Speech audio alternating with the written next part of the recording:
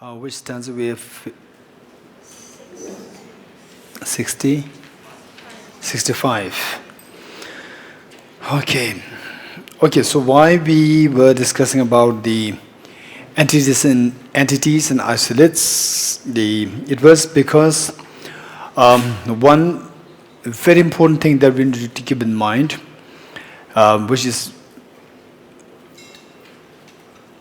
one of the points which they can clarify many points, is that the dependent and dependee. When you speak about dependent and dependee, so the body as the dependee, the mind is the dependent from the point of view of the Charvakas. How the Charvakas, they say that the body is only the body, there is no rebirth, no former life, it is just you have the body, and from this body the mind came into being. So the body is the dependee and the mind is the dependent.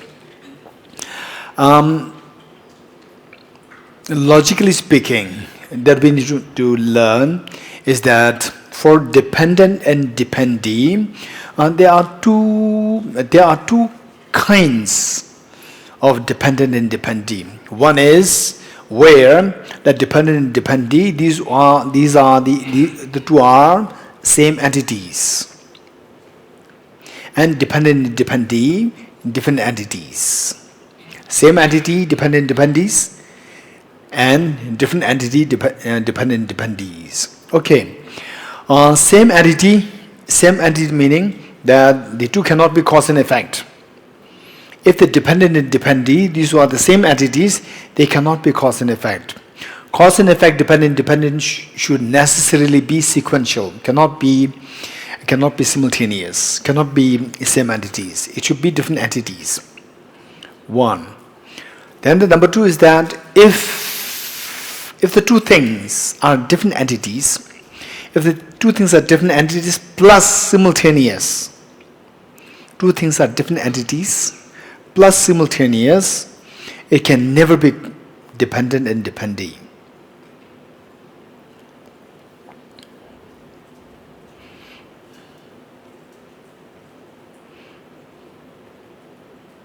Okay, this is in the context. This is in the context of say the basic logical system. And then when you go into Prasangika, then we speak about, for example, like say the table.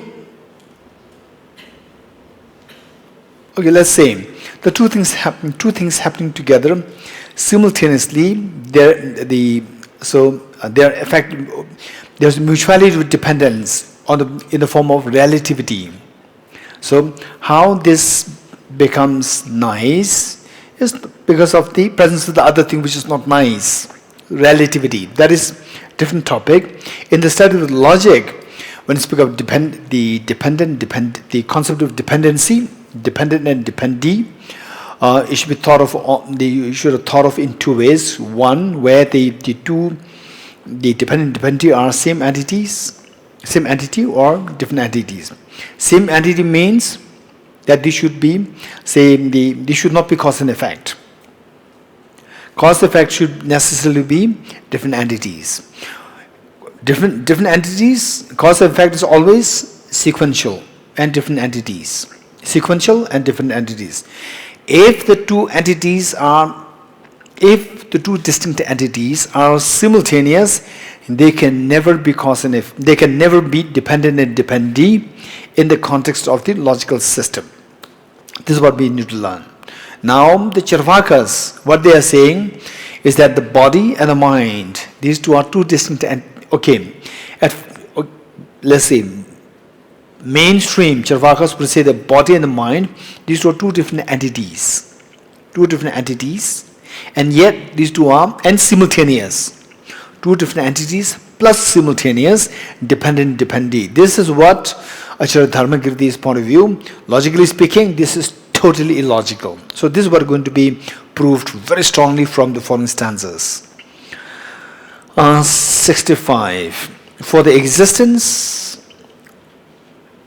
Reference number 46, page 21. Reference number 46. Second, rejecting the mind to be the characteristic of the body and the simultaneous dependent of body. So what we learned is that if these two are distinct entities and simultaneous, the two cannot be dependee. Now the Charvakas, they come with different views. One saying that the body and mind, these two are simultaneous, distinct entities and cause and effect. No, dependee. And in some cases, cause and effect also, they also say that these two cause and effect. In some cases, so it depends on, say how you push them into the debates, and then they change their position.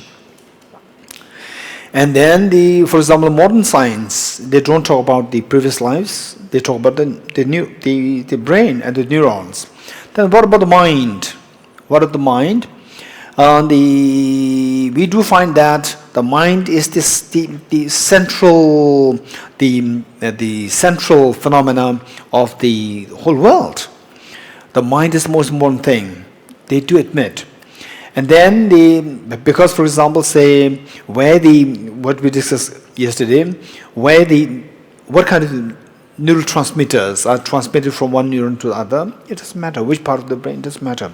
But in the process of this, then there's the manifestation of mind, feeling of pain, feeling of happiness, that happens.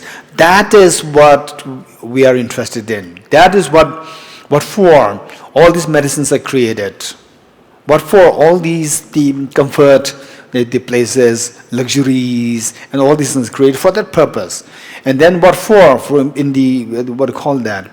In the prisons, in some of the earlier, very crude prisons, they just make sure that the punishments, people were tortured with the greatest of the pain. They don't care about they don't think about the brains, what kind of activity is happening. They just see that the person feels the most pain. So there's the phenomena, the pain. That is the mind, that is consciousness. So these people, they don't know, okay, we will make the neurons, the transmitters flow like this. No, they have no idea. Just to see how the person manifests the pain. The greater the pain, they created. This is in the olden times. This experience, pain, happiness. So this is what we are talking about as a mind. And that is the one, because of this phenomena, the mind, which is happening, which we are so aware of, neuroscientists may not be aware of. So that experience, for that matter, that is something which we cannot bear, and people crave for the opposite of that. So for that matter, all these medicines, painkillers, all these things are created for that matter. Okay, so with this, this part is very important. Now what it says here is that okay, so the neuroscience, the modern neuroscience is more a new development. Earlier, they do talk about the mind. Earlier, they do talk about the mind, and they talk about what is known as qualia. They talk about the qualia. Qualia is a subjective experience, which we are talking about. Qualia, qualia. At one point, the science, particularly the neuroscience, they talk about the qualia. And then at a certain point, qualia is something which cannot be measured, which cannot be quantifiable, which cannot be replicable, and which cannot be experienced by the third person. So then gradually they say that as the neuroscience becomes more developed, seeing how the brains work more clearly, then that concept qualia was dropped. Qualia concept was dropped because the science, the very definition of science as per what they defined is something which is quantifiable, something which can be measured, something which can be experienced by the third person, third party, something which can be replicable. You should be able to replicate that. So therefore, since that this qualia or the subjective experience is something which doesn't qualify these things, so gradually they drop this thing because they got something concrete. technology is improving, so they go into the brain directly. Okay, these are the little digression. Now, page number 21, reference 46. Reference number 46. Second, rejecting the mind to be characteristic of the body and the simultaneous dependent of body. 65. For the existence or non-existence of the body, for the existence and the non-existence of the mind, no dependee other than the mind is required. Okay, other than mind, you can delete all those things in the bracket. They are the translator's edition, my edition. All those in the bracket. Right? You don't worry too much. And then later on, through somehow, if you're able to get very authentic commentaries like Geshe Rinpoche's commentary, Kedru Rinpoche's commentary, that too with a good translation. And then if you see that, okay, this annotation in the bracket is not required, you can delete. So, whereas those, we tried our best. I tried my best to still I can see that small, the refinements, fine-tuning is required in terms of the translation. Okay, I'm doing this now where I need to do a little bit of the further editing. I'm working on marking those areas. Okay, so what I'm saying is that, so this thing in the bracket, other than the mind, okay, you can delete this. For the existence or non-existence of the mind, no dependee is required. So, what is that Charvakas who do not believe in rebirth, they say that the body and the mind just came from the body. Now what happened? Now we have the body and mind. These two are simultaneous. These two are together. The body and mind, are they two together with you? Yes, these two are together. And they say for existence and non-existence of the mind, say from this mind, for your mind to exist or not exist, for the mind to exist, does it need a separate entity to sustain it, for to keep it going? In other words, does it need a simultaneous factor to keep it going? For example, like the mother and the child, right? Mother and the child. Say I remember in Cambridge, there was 15 years ago, long time ago, 15 years ago, when I was in Cambridge, very young girl, aged I think 3, 4 or 5, she was cycling, and the mother was also cycling. Mother was cycling, but her mind is all of the child, because she's expert in cycling, because child may fall. So the mother is cycling, making sure that she's behind the child, and child is also cycling, is going. So the child is being sustained by the mother simultaneously, right? Simultaneously, the child is moving, mother is moving to make sure the child doesn't fall. The mother is always there, moving, plus checking that the child does not fall. Likewise, the body and the mind, the body, for it to sustain, does it require another factor to sustain it simultaneously?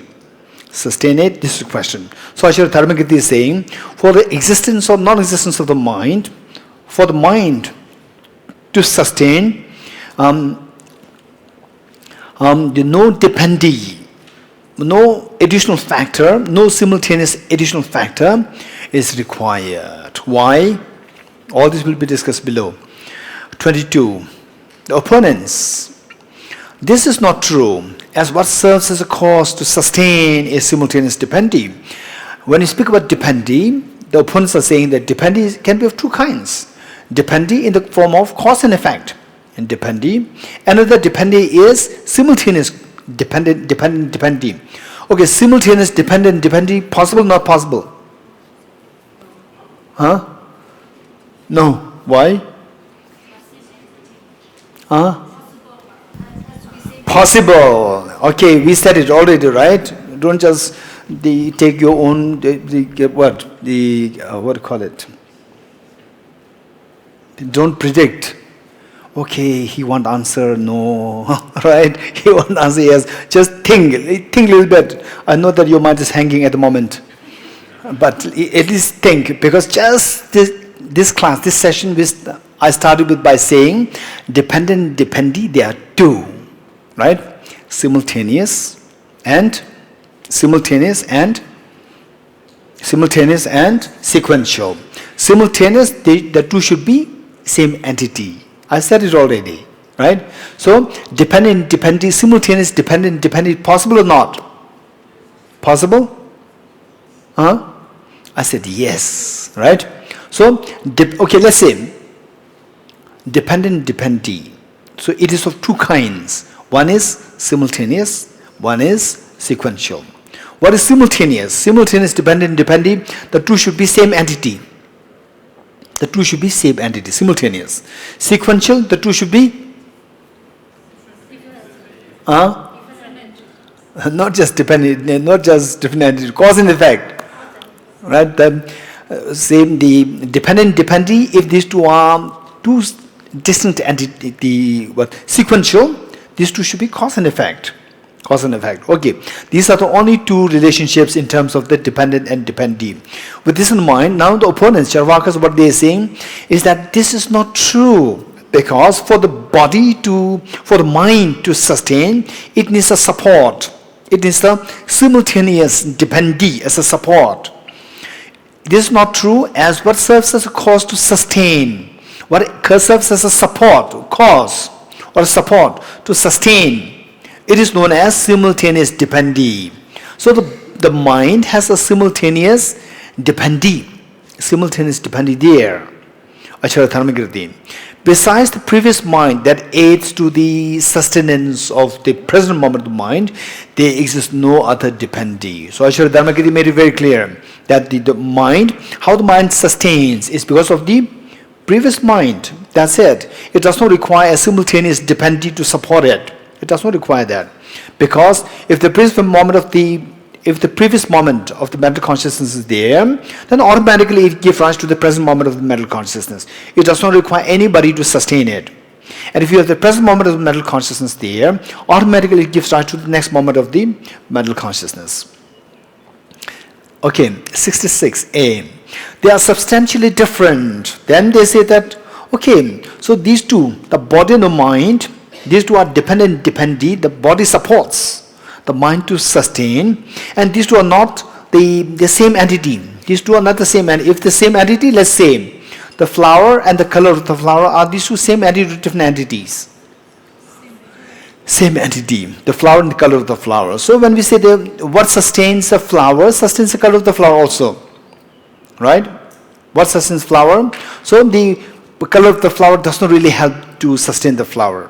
So then to support something, then they switch the position by saying that the body and the mind, the body is a distinct entity supporting the mind, distinct entity. Now tell me, the body and mind, these two are simultaneous, distinct entities. Can the body be the support of the mind? Okay, the body and the mind, these two are distinct entities, and these two are simultaneous. If there are two things, simultaneous, and these two are distinct entities, can they be supporting each other? Yes, they cannot support each other.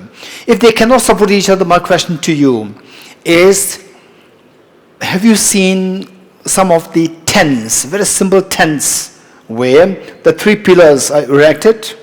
Three pillars, they support each other, and then canvas is put around that, it becomes a tent. Do you know that? Simple tents. So these three pillars, why pillar A, B, C? Why pillar A is not falling?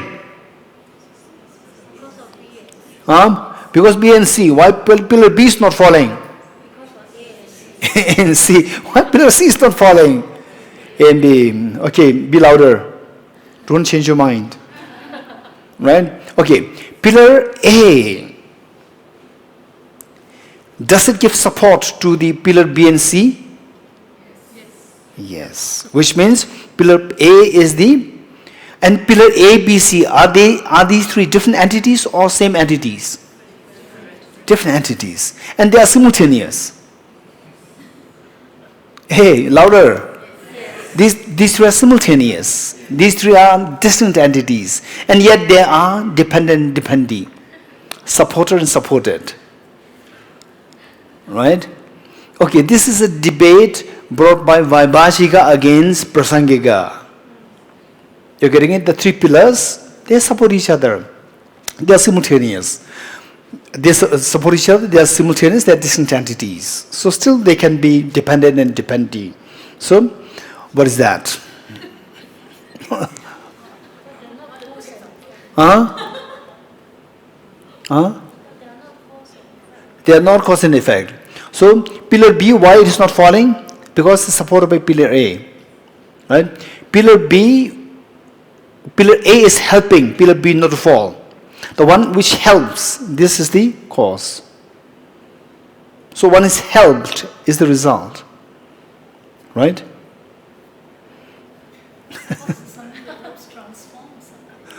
Yeah, it transforms. It transforms from falling.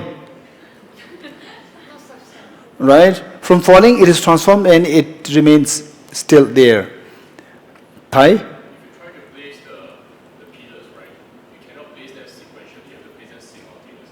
Yes, exactly. We have to put simultaneously.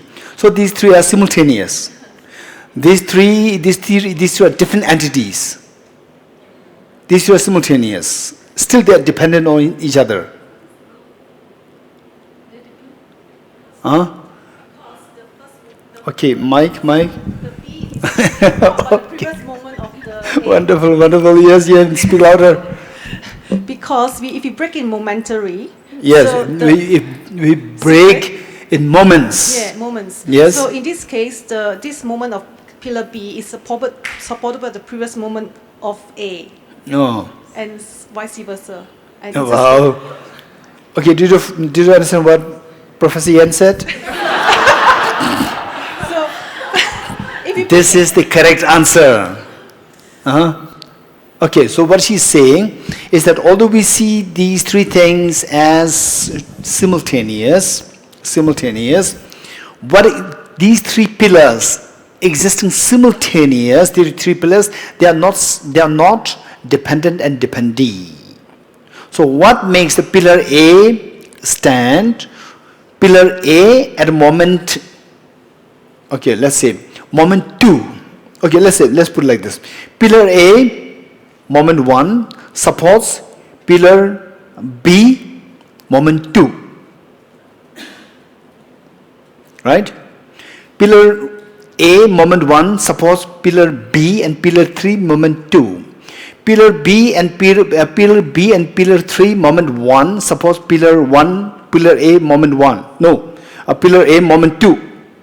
So this is how, in a very minute moment, in the states of the moments, when you go into the minute moments, we see that they're actually helping each other. So it's not in the form of simultaneous. There's a gap of, say, the fraction of a second. So how do we know this? How do you know this verse? Say you should shoot the bullet to glass, right? Glass. We get the feeling so like it instantly breaks. It's not. So this, if you shoot the glass with a bullet, and the bullet moves so fast. So if you capture this with a very refined, powerful camera, if you capture this and then you put it on the slow motion, you see that first the bullet hits the glass, then the glass breaks and the water inside remains intact with the same shape. From what we think, our intuitive thinking is that the glass breaks and the water spills instantly. This is not the case. The water inside is held by the glass. So as long as the glass is there, the next moment of the water with that particular shape is happening. When the next moment of the water with the proper shape is there, early moment with the glass can break, it doesn't matter. You're getting it? Early moment of the glass, it gives rise to the next moment of the shape of the water. So when you break it, say the shape of the water still remains, but the glass breaks. But the shape of the water, why the shape of the water comes to being? Not because of the simultaneous glass, because of the previous moment of the glass. Previous moment of glass, next moment is broken because of the bullet. So this is what you can see when you put this in the slow motion. Okay, this is extremely helpful concept, and this is actually what is being demonstrated now. Okay. 66a.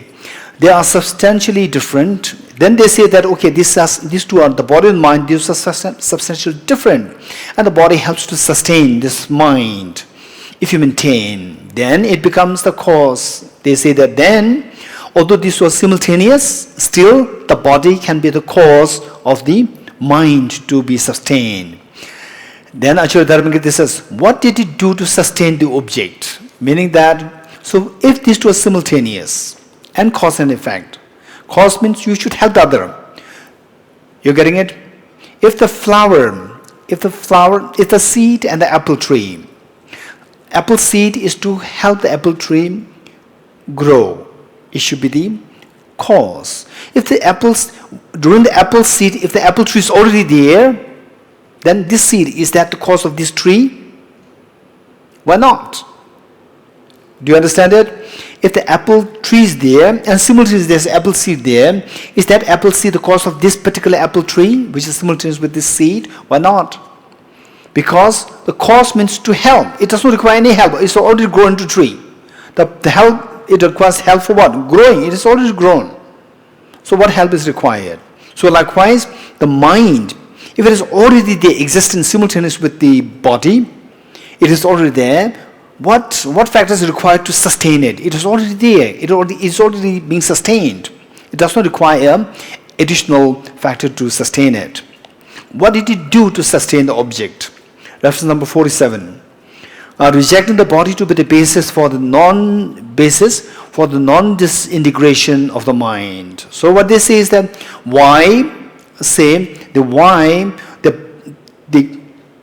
mind, it can say the mind exists. For the Charvaka, the mind and the body, these two are like the flame and the light. When the flame goes, the light disappears. Okay, how many of you know that? When the flame goes, the light disappears. How many of you know that? Huh? Yeah. Don't say that this light tube, the LED, what is that? LED light. Okay. Say with the candle light, when the flame goes, the light goes. The light rays goes. This is their thinking. So, to have the light continuously there, the flame should be continuously there. This is their thinking. Now, what Acharya Dharmakirti is saying is that, okay, so why the light is not, still the light continues there? Because the flame is continuously there. Why the mind is continuously there? Because the body is continuously there. This is their thinking. Now Acharya Dharmakirti coming up with a very strong debate. 66b. It leads to the absurdity that mind should have no disintegration. Okay, mind has many moments. Mental consciousness has many moments. Moment A, moment B, moment 1, moment 2, 3, 4, 6. Okay, if the body is responsible for this simultaneous mental consciousness, moment A, moment 1, to be sustained, which means it will remain as moment 1 in the next moment. So moment 1 continues. So it never disintegrates. The mental consciousness, does it disintegrate or not? It does disintegrate. So, but it doesn't annihilate. Two things. So what they are saying, when the body is gone, the mind will annihilate. Okay, don't mix the two things. The mind annihilating and the mind disintegrating. Mind can disintegrate, the mind will not disappear. Mind can disintegrate, but the mind will never annihilate. Mind will never annihilate. The mind can disappear. Mind can disintegrate, but never annihilate. Okay. So now, because therefore the Charvakas, mind, whatever the mind, it is purely because of the body. So the mind is being sustained by the body. If you think little deeper, then if the mind is sustained by this body, then the mind, moment A, should remain as moment A the next moment, because that is being sustained. Then the moment 2 should never arise. then it becomes permanent. The mind should become permanent. Okay. 66b. It leads to the absurdity that the mind should have no disintegration. If the body sustains the mind, if you claim that the disintegration of it is due to the cause, yes, disintegration happens. Now they have to, because again we talk about the logicians. It doesn't mean that all logicians are the same standard. Some are better, some are less intelligent. And Charvakas, basically their thinking is they don't believe in the logic in the first place. They say that what we see is seeing is believing. You don't have to use any logic. No inference. No inferential cognition. Only value cognition that exists is the direct value cognition. This is what Charvakas believe. What you see, seeing is believing. This is Charvaka. But Acharya Dharmakirti is pushing with the debates, with the questions. So they have to give some answer. As they give answer, then they end up in contradiction. What contradictions they end up with? Okay. 66b, line 3. If you claim that the disintegration of it is due to the causes. Now, even Charvakas, they have to make this distinction. The mind annihilating versus mind disintegration. Okay, so the mind does not annihilate, but the mind disintegrates. But how can the mind disintegrate? Because the mind is being sustained by the previous moment of the body. How does it disintegrate? So, they say that okay, it does disintegrate. For the disintegration of mind, there's a third factor to disintegrate. Now they have to add all the factors. First, the mind is sustained because there's the factor of the mind, factor of the body to sustain it. Now it is disintegrating. So how it is disintegrating? If the body is there to sustain it, there's another factor to disintegrate it. So factor to disintegrate it, factor to sustain it. Okay, this is what Charvakas they have to come with. 67 and 68. Acharya Dharmakirti. That too follows the same absurdity. What does the cause for abiding do? Until it encounters with the cause for disintegration. Okay, this is a great contradiction which Acharya Dharmakirti is pointing at. Say, so now you are introducing two factors. What are the two factors? Factors to disintegrate and the factors to sustain. Now, what does the cause or the factor for abiding do? Abiding, sustaining. What does if there are two factors, what is the job of the factor of abiding? To abide, right? So, if it meets with the factor of disintegration, it does not abide. If it does not abide, the purpose, the function of the factor to abide is meaningless. What does this cause for abiding do? Until it encounters with the force for disintegration. Okay, until it encounters. So if the factor for the disintegration does not come, automatically it abides. Right? It does not require another factor. Automatically it abides. So what does this factor for abiding, what does it do? The disintegration being a natural phenomenon has no cause, and yet the reality is that mind being a composite phenomenon, it should be changing. Automatically it's changing. It does not require any factor for disintegration, and no factor can hold it to keep it as permanent. The disintegration being a natural phenomena has no contradiction. What can the cause for sustenance do? Because it disintegrates automatically. Okay, then the opponents, the Charvakas, they come up with say that if this is what you're saying, if it automatically disintegrates, then you will end up with a contradiction. Opponents are telling Acharya Dharmakirti. What contradiction? They say that, for example, in the glass. Okay, this glass, what time is now? What time is now? 12:06. Okay, 12:06 a.m. p.m. Okay, p.m. 12:06 p.m. Do you see the water? Right? And how come that what is the shape of the water? What is the shape of the water? Exactly like the shape of the glass. What makes the water to have this shape? Because of the glass. Glass existing at 12.6. Water existing at 12.6. The water inside and the glass holding it, these two are simultaneous. Right? These two are simultaneous or not? Hey? Oh, yeah, simultaneous. So what makes the water inside to sustain this shape? Because of the glass. So these two are simultaneous. We can see that. We can see that why this water is not disintegrating, why this shape is not disintegrating is because it's being held by the glass. Simultaneous, different entity. Different entity, simultaneous, supporting the water inside to maintain this shape. This is what you can see. So obviously it is the shape inside is being held by simultaneously existing glass. So there is a simultaneous distinct entities being support and the supported. This is what we can commonly see. Okay, Acharya Dharmakirti is saying, if you say it is like the basis for the water, basis meaning the glass and the water inside to be maintained. Acharya Dharmakirti, the same principle applies. Okay, the same principle. It is like, if you say it is like the basis for the water to be maintained, Acharya, the same principle applies to the body and mind. Okay, so say that implicit, explicit. How do we answer? How do we answer? What answer did we give? Okay, two distinct entities, simultaneous, can they be supported and support? Can they be dependent, dependee? No. If not, how do you answer this? This glass, the 12:06 p.m. glass, 12:06 p.m. water inside, are these two dependent and dependee or not? Huh? Yes. Okay, I don't understand. Raise your hands. Who say yes? Raise your hands. 1, 2, 3, 4, 5, 6, 7, 8, 9. Who say no? 1, 2, 3, 4, 5.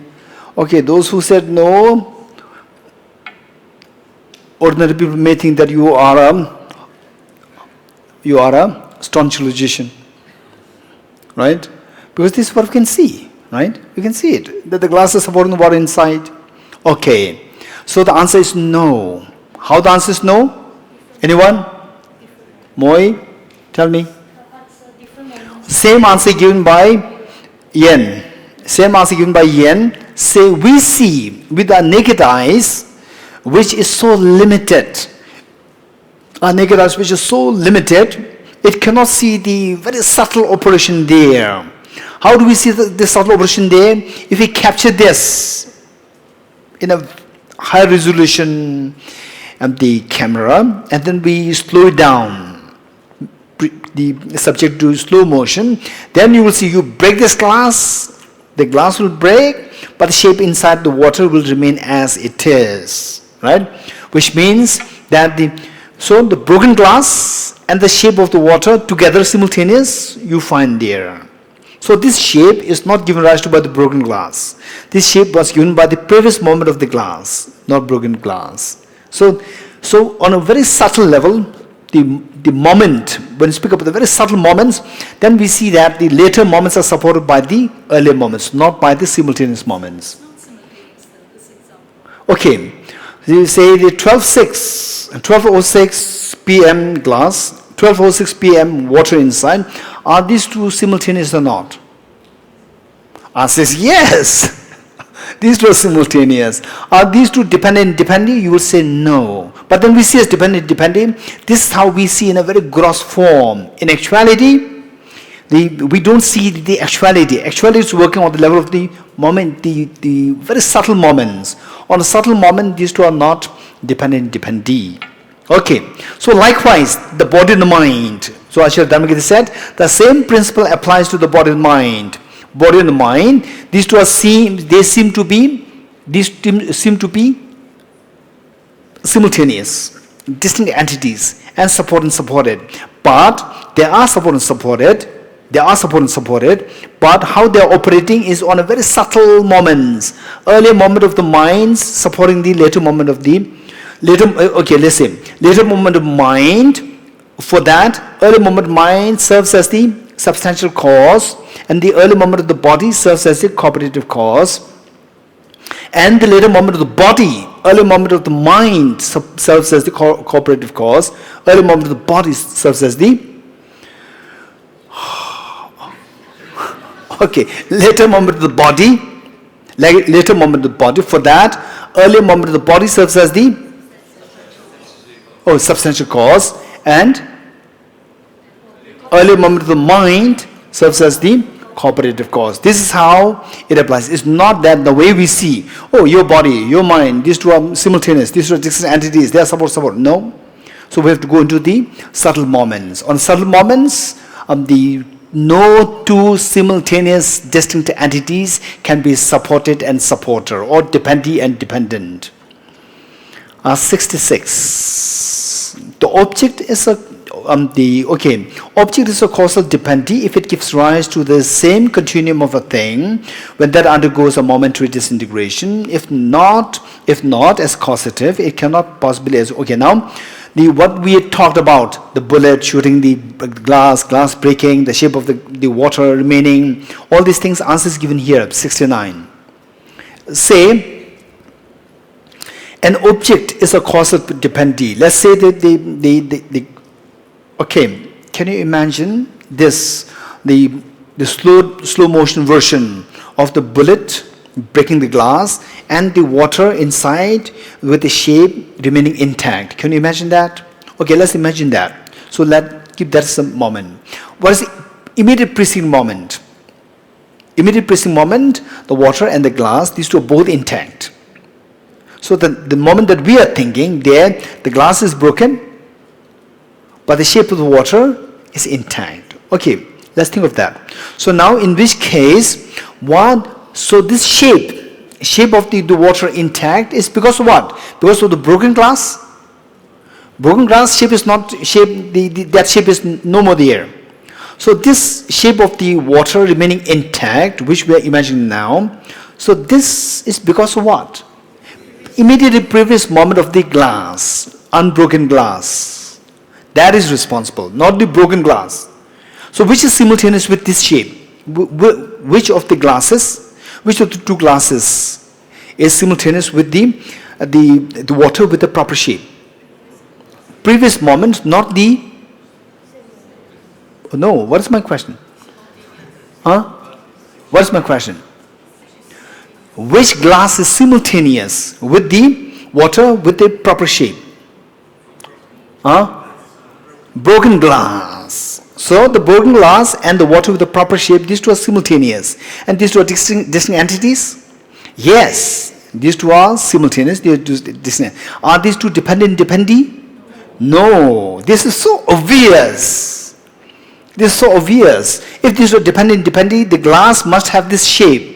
To say that this water is having the shape because of this glass. No, this glass the shape is already distorted, broken. So from this it becomes very easy for us to understand it. So for the earlier, all this slow motion is not there. Acharya Dharmakirti's time, slow motion is not there. So therefore we have to imagine. Now it's very easy, right? And still, if you don't understand it, then sorry. Yeah, nowadays it's very easy. So Acharya Dharmakirti, look, all these thought processes were there in those times without these sophisticated technologies. So what Acharya Dharmakirti is saying is, an object is a causal dependee. Now we're imagining the water with the proper shape intact and simultaneously the broken glasses scenario. So this water remaining intact is because of the earlier moment of the proper glass. So this early moment of proper. Now I'm reading the text, meanwhile correlating with this example. Earlier moment of the proper glass is the object, as the object is a causal dependee. If it gives rise to the same continuum of the water with the same shape, right? Same shape, the same continuum of a thing. For example, the shape of the water.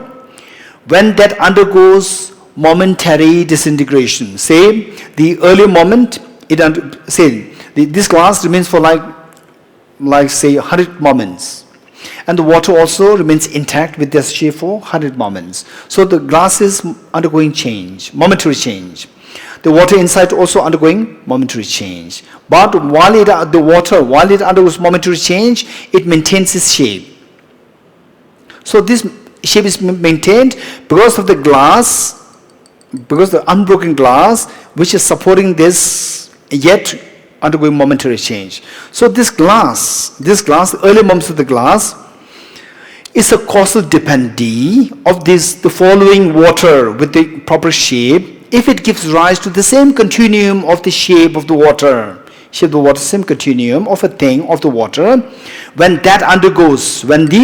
the glass undergoes the momentary disintegration. If this is not happening, if the glass undergoes momentary change, of course it is undergoing momentary change, and no change is happening on where the continuum of the water with the proper shape is not happening. If this shape is changing all the time, then this glass is not the cause of that continuum. Whereas this glass gives rise to that particular shape of the water, and that shape continues all because of this glass, which is undergoing change but maintaining the shape. If not as a causative, if that does not serve to help, if that glass does not help to maintain the shape of this water there, then this glass is not the cause of that shape. If not as causative, meaning if that previous moment of the glass is not the cause, if it does not contribute to the maintaining of the shape of the next moments of the water, this glass cannot possibly be the dependee. Okay, 17. Okay, now if this is the case, then what you're saying is that the water, the glass here and the water inside, these two are not dependent if these two are simultaneous. So Acharya Dharmakirti says that in what way the water and the glass, these two are dependent is, let's see. What's the meaning? The meaning is a container can be a dependent of the water and so forth as it hinders that from being spilled. Meaning that the glass is the dependee if it helps to stop the water from being spilled, or from how we put it, if it stops the water's shape from being distorted. You getting it? Why the water's shape is not being distorted? Because of this glass. If that helps, that is the meaning of dependee. Now that can be thought of on the level of the tiny moments. On the level of tiny moments, then we can see the earlier, later moments. Our eyes are very gross. We cannot see on the momentary levels. So when we look at on the momentary levels, it is the earlier moment of the glass that helps the later moment of the water to maintain the shape, not the simultaneous glass. You're getting it? Okay. Okay, now the next part is this is with the non-Buddhist tradition, quality, generality and karma, which are devoid of movements. What dependee do they need? Okay, this is more, they say the non-Buddhist traditions like Vaisheshik, they have their own philosophical position. This is very interesting. I don't know if this time it will be covered. If not this time, then the second half will surely be covering. So what they say is that, what is this? Flower. What is this? Okay, what is this? What is this? Huh? No. Just what did you earlier say? What is this? Flower. What is this? Flower. Right? But what is common between them? There's nothing common there. What is red and no? What is what? It's not really red. This is purple, right? Okay, one is purple, one's white. What is common there? Huh? The shape. Which shape? Shape of the flower. And this and the table also has a common shape? Yes, no? This and the pillow also have a common shape? This is long and this is also long? Common shape? Okay, what is common there? Huh? Or tell me. So you said this flower, when flower is common between these two things. Where is that common thing? Is this the only flower in the world? No, there are millions of flowers, right? So there's one generic phenomena known as flower, which pervades to all the individual specific flowers, right? So the concept of the specifics in the generality came into being, right? So the specific and the generality, are these two one entity or different entities? All right? Okay, don't worry, we are not going to do that in any ways, right? So quality, when you speak of the quality, characteristics, quality, right? Qualities, when you speak of the qualities, there must be the substance which should have the quality. Oh, this flower, the quality is not so good. This flower is high quality, right? So there should be substance there. So substance and the qualities. Then the specifics and the generality. You're getting it? Substance and the qualities. The specifics and the generality. Okay. So these, where is the generality known as the flower? Where is that flower? This is the specific flower. Where's the general flower? Huh? Mental concept. It's not here. So when you leave, you're going with the flower. Huh? Or you leave all the flowers, specific flowers there, you take the general flower with you. Where's the flower? These are the debates. Debates. So, unless and until, look, this is a beauty. Unless and until we're able to address these issues, then you end up in so many contradictions. So where is this? The flower is the generality, generic. And the red flower is this specific. Even the red flower is also generic because there are so many red flowers. So, where is this flower known as the generic flower? Where is this flower? This question. Right? And it is Prasangika who talks about everything is simply projection of mind. Then, Svatantra Madhyamika, they said, not 100%. Everything is projected by the mind, not 100% by the mind. Partly by the subject, by the mind, partly from the object. Then Chidamadra says, everything is the nature of the mind. And then so the Sautantrika says that, with the phenomena, there are some which have substance there, some don't have substance. And then you go down, Vaibhajika, then the non-Buddhist traditions, they all say that something exists means there should be substance. You're getting it? This is such a progression, beautiful progression. Say the classical philosophers, they say that what exists should have a substance, which is very similar to the ordinary people's thinking. Okay, what is the ordinary people's thinking? What's the ordinary people's thinking, do you know? Right? Ordinary people thinking is, if you give the answer according to what you know, ordinary people think that you are crazy. For example, what is in my hand? Nothing's there. Right?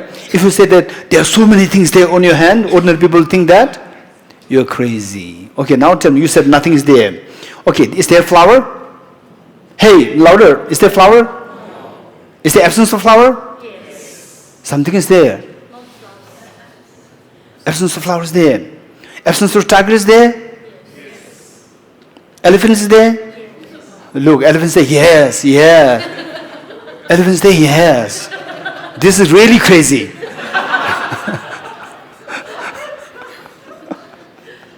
Okay, tell me, how many things are there in my hand? Absence of flower is there. Absence of tiger is there. Anything which is not there, absence of that is there. How many things are not there in my hand? How many things are not there? Infinite. Absence of infinite things are there in my hand. Right? If you say in your hand there's infinite things are there, people will say you are crazy. Right? Okay, this is what is known as the ordinary people's thinking. So ordinary people, when they say something is there, it should be substantial. Absence of the flower does not have a substance. But the flower has a substance. Only when there's a substance there, somebody, oh, now you have something there. So this is ordinary people's thinking. You're getting it? So this, the classical, many of the classical philosophers, for them, their thinking is the ordinary people's thinking. Their philosophy, the basic ground is ordinary people's thinking. Where they said, if something exists, it should have a substance. Now, the complication arises. This is flower, this is flower. This is red flower, this is what flower? But there's a common there, flower. Where's that flower? Which is the common between the two? Which is known as the generic or the generality. Where's this flower? Right? Does it exist or not? Yes. If it exists, it should have a substance. Where is that substance? Right? So these philosophers, these classical philosophers, they said, yes, there is substance. If they cannot conceive of a substance, it does not mean anything to say that it exists. To say something exists, it should have a substance. So this generality has a substance. What is that substance? So they say that this generality pervades every individual. It is substance. You look, this flower, does it have a substance? Yes. So this generality as the flower, it exists there, which is substance. It also exists there as a substance. Right? It exists there as a substance, but distinct from this flower. Distinct from this flower, it pervades there. So, where is very beautiful. It's amazing. Their concept. This known as the substance, known as the flower, if it exists on this object, then you see it as a flower. If this substance is missing there, then you don't see this as a flower. It's amazing. Right? Okay. So where this substance pervades, then you see as a flower. So this substance this substance known as a flower does not pervade here. It's not here. So therefore you don't see this as a flower, you see this as a glass. Right? What makes you see something as a flower is because of the generality known as a flower with the substance. If it is there, then you see the object as a flower. Okay, these are okay, we are not going to go into them. Likewise, quality, the quality. Okay, this flower is beautiful. Okay, this flower is also beautiful, right? So, the beautiful, the beauty, where is it? Generality, the beauty in the form of generic substance, generic object, phenomena, where is it? Again, it is a substance. If a substance, there should be somewhere. Where is it? It is on this. Whatever is nice, it is there. When this substance is missing, you see it as not beautiful. When this substance pervades that, it is beautiful. Okay.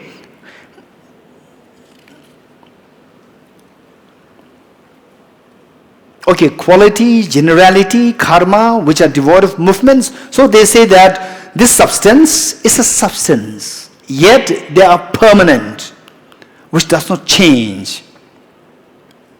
Which does not change, is permanent. If they're permanent, they have no movement. If permanent, there's no change. If it is permanent, there's no change. If there's no change, there's no movement. Then, where there's no movement, to sustain that, for example, to say that this flower, this white flower is a flower. It's a flower. And then slowly it droops. It droops, and then it becomes like a dust. Right? So what we see as a change, the flower is a change happening on this flower, which is the generality or the generic. They said, no, this is permanent. Because then what happens as it droops, then this generic known as a flower, it disappears from this. So then it doesn't appear as a flower anymore. So that phenomenon exists as a permanent phenomenon. Okay. So the cause effect should always be felt in the form of the changing. Whereas these phenomena, generality, specifics, substance, quality, and so forth, they are projected as being permanent. So they have no cause of a relationship. Okay, we'll skip that. What dependency do they need for them to be sustained as generality, for them to be sustained as quality and so forth? So the same reasoning which Acharya Dharmakirti applied earlier, you apply this to their position, all these concepts will be demolished easily. And detailed rejection of these views, you'll find, I think, in the second part of this, the next part. Okay. 71 is again continuation of that. The above reasoning where the simultaneous cause and effect is not possible. Simultaneous distinct entities as dependent is not possible. So this reasoning which is applied earlier, you apply to all other things. 71. Above reasoning also rejects the abiding of the lineage. Lineage here meaning the generality. Lineage meaning, for example, let's say, okay,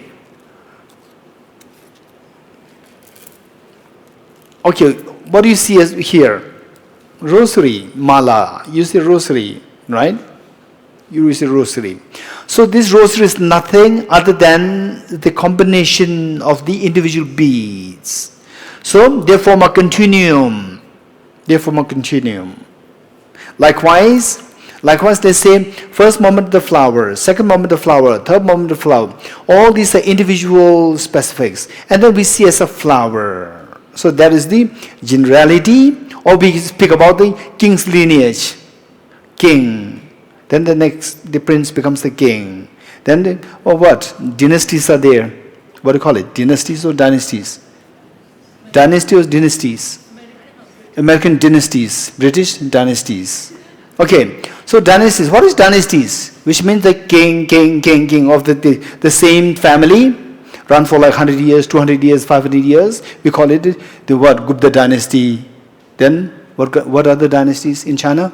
Ming dynasty, Qing dynasty. What else? Han dynasty. Okay. So these dynasties. What is this dynasties? A family. One family. All these ancestors from one family rules the country or the empire. We call it dynasties. Okay. So which means it's a line, individual, the people are there, and then this lineage, we call it as a dynasty, lineage. So there we can see that all these have one thing in common. What is that common? For example, say what dynasty Chinese have? Tang dynasty. There's a Tang dynasty. Say maybe let's say they were 60 kings involved. 60 kings. What is common between all these 60 kings? These 60 kings are different people. Right? There is not one person coming in the next generation, not like reincarnation. Right? Different individual the kings. What is common between all these people? That they fall under the same category, same family or whatever. Right? Same family or whatever. There's something common there. So that common thing is known as the generality. General. This is general to all. This is general to all these specifics. So generality is also understood as the lineage or the dynasties. Okay, the above reasoning also rejects the abiding of the lineage. The lineage meaning the generality which we learned earlier, quality, generality. So this lineage also refers to the generality there. And so forth. And okay, then delete this. Which is said to be due to delete this. Which is said to be this bracket, delete this. So forth. Instead you add and. So forth and quality. Which disperses and withdraws from substance. And substance on which the dispersal and the withdrawal acts. Okay, this is a very interesting concept. This is all the non-Buddhists, the ancient classical Indian philosophers, some of the philosophers, they view. Let's say, okay, quality in the substance. Say substance, there's a substance there. And the quality, okay, let's say this is a beautiful flower. Substance is there, and this is a beautiful flower. That's a quality. So what it says, quality which disperses and withdraws from substance. Okay. So as this flower droops, then the quality, beautiful flower, as the quality First, when it's fresh, this quality goes there. Right? It withdraws. This quality pulls the object, or it goes towards the object. As this object droops, then the quality is withdrawn.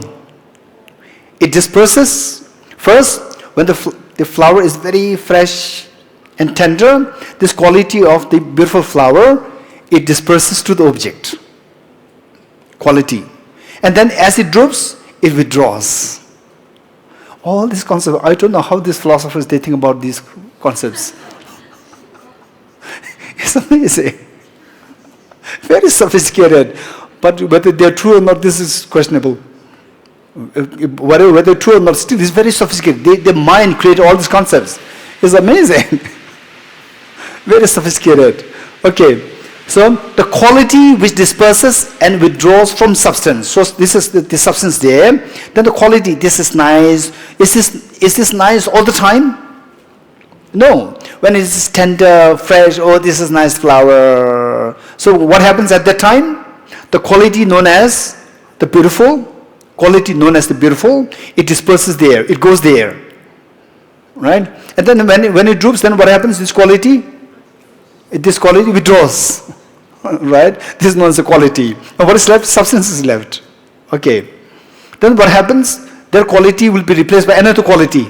Quality of undesirable. Undesirable quality goes there. Okay, strange. Okay, the quality which disperses and withdraws from substance, and the substance on which the dispersal and withdrawal act happens. For the reason that there is no distinct dependency for abiding, again, whatever reasons apply there, you apply to this. Finally, what is this quality? Is a permanent phenomenon. Permanent means it doesn't change. If it doesn't change, why you do need a factor to sustain it? All these questions arise. Okay, it's fine. 48. Rejecting the mind. Summary. The rejecting the mind to be a characteristic of the body and concomitant dependent of the body. We'll stop here.